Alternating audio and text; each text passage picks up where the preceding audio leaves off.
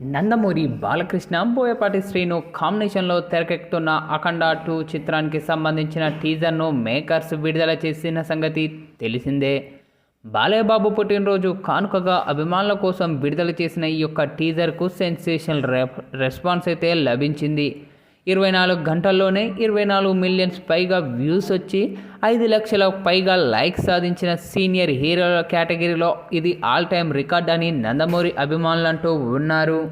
మొత్తానికి ఇప్పుడు ఈ రికార్డు మాత్రం సెన్సేషనల్గా మారిందనే చెప్పాలి. ఇక ఇదే విధంగా లైక్ స్పీడ్ కూడా చూసుకుంటే ఖచ్చితంగా 1 మిలియన్ మార్కును అందుకునేలా కనిపిస్తూ ఉంది. ఇక ఇదంతా పక్కన పెడితే ఈ యొక్క సినిమాను ఈ ఏడాది సెప్టెంబర్ 25న విడుదల చేయబోతున్నట్లు టీజర్ చివర్లో అధికారికంగా ప్రకటించిన సంగతి తెలిసిందే. ఆ తేదీ పెద్ద వివాదాలకు దారితీసింది. కారణం ఆంధ్రప్రదేశ్ ఉప ముఖ్యమంత్రి పవన్ కళ్యాణ్ ఓజీ చిత్రం విడుదల కూడా ఆ రోజే అన్నమాట. అయితే ఈ 2 సినిమాలు ఒకే రోజు వస్తాయా అనేది ఇప్పుడు పచ్చి అబద్ధం. ఖచ్చితంగా ఏదైనా ఒక సినిమా వాయిదా పడుతుంది. ఓజీ మూవీ పవన్ కళ్యాణ్కు సంబంధించిన షూటింగ్ మొత్తాన్ని పూర్తి చేశారు.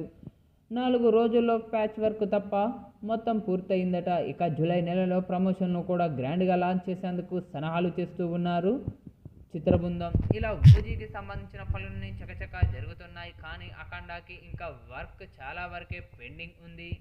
ఓటీటీ రైట్స్ ఇంకా క్లోజ్ అవ్వలేదు. థియేట్రికల్ బిజినెస్ కూడా ఇంకా జరగలేదు. గ్రాఫిక్స్ వర్క్ పెండింగ్ చాలా వరకే ఉంది. ఈ యాంగిల్లో చూసిన ఈ సినిమా సెప్టెంబర్ 25న వచ్చే సమస్యే లేదు. ఇప్పటికే బయర్లు అందరికీ ఈ చిత్రం డిసెంబర్ నెలలో విడుదల అవుతుందని చెప్పారట. ఓజీతో పోటీగా వేసుకుంటే కనీసం 4 రోజులైనా సోషల్ మీడియాలో కావాల్సిన ప్రమోషన్ దొరుకుతుందట. ఇలా చేస్తారంటూ చెప్పుకొస్తూ ఉన్నారు పవన్ కళ్యాణ్ అభిమానులు. నిన్నటి నుండి సోషల్ మీడియాలో ఈ 2 సినిమాల క్రాష్ అవుతున్నాయని మీమ్స్ కూడా పెద్ద ఎత్తున జరుగుతూ ఉన్నాయి.